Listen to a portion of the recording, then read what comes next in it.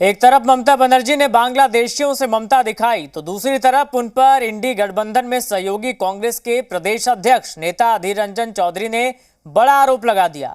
अधीर रंजन चौधरी ने एक बार फिर लोकसभा चुनाव में अपनी हार के लिए टीएमसी के साथ साथ कांग्रेस को भी जिम्मेदार ठहरा दिया। अधीर रंजन ने कहा कि पश्चिम बंगाल में सांप्रदायिक राजनीति का प्रवेश हो गया है, जिससे कांग्रेस को नुकसान और बीजेपी को फायदा हुआ। अधीर ने अपनी हार के लिए राहुल और खड़गे पर भी निशाना साधा और आरोप लगाया कि संगठन से इस चुनाव में उन्हें कोई सहयोग नहीं मिला, जिसकी वजह से उन्हें हार का सामना करना पड़ा।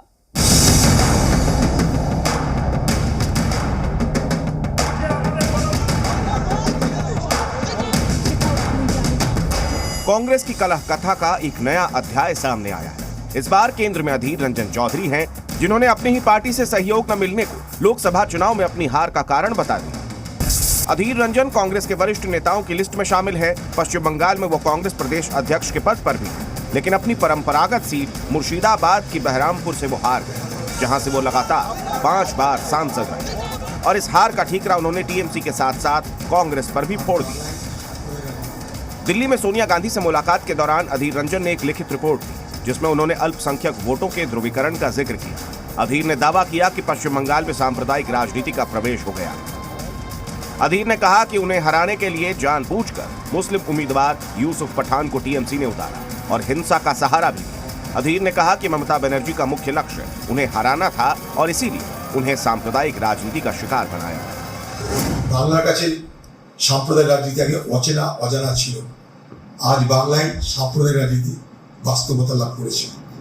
আমাকে হারানোর জন্য একজন পরিচিত মুসলমান মুখকে আনা হলো, সেখানে প্রচার করা হলো, এতদিন দাদাকে ভোট দিয়েছি আর ভাইকে ভোট দাও, তাকে মসজিদে মসজিদে ঘুরিয়ে মুসলমান সমুদায়কে খুশি করার চেষ্টা করা হলো। बहरामपुर सीट से 5 बार सांसद रहे अधीर रंजन चौधरी ने नतीजों के बाद भी हार का ठीकरा टीएमसी के साथ साथ अपनी ही पार्टी पर फोड़ा। उस समय अधीर ने दावा किया था कि मैं गरीबी रेखा से नीचे का सांसद हूं। चुनाव के लिए मैंने अपनी आय के स्रोतों की अनदेखी की। मैंने अपनी तरफ से हर संभव कोशिश की, लेकिन मैं सफल नहीं हो सका। टीएमसी ने मुझे हराने के लिए अभियान चलाया।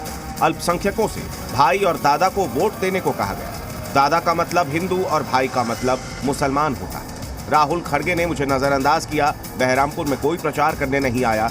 राहुल भारत जोड़ो यात्रा में भी बहरामपुर नहीं आया। अधीर रंजन पर टीएमसी की तरफ से भी बयान सामने आया है। टीएमसी नेता और बंगाल सरकार में मंत्री फरहाद हकीम ने कहा कि हारने वाले को हार का बहाना चाहिए। पीने वाले को पीने का बहाना चाहिए, हारने वाले को हारने का बहाना चाहिए। वो हार गए, बहाना कर रहे हैं। वहीं बंगाल में बीजेपी अध्यक्ष सुकांता मजूमदार ने भी अधीर के बहाने कांग्रेस के साथ साथ टीएमसी को भी घेर दिया। अधीर दा के सीट पे जिस तरीके की घटना घटी थी उस समय, वहाँ पे दंगे भड़काए गए सच में, और तृणमूल कांग्रेस के विधायक द्वारा कम्युनल स्टेटमेंट कराए गए। इलेक्शन के ऊपर प्रभाव पड़ा और वो कारण हो सकते हैं अधीर दा के हार की।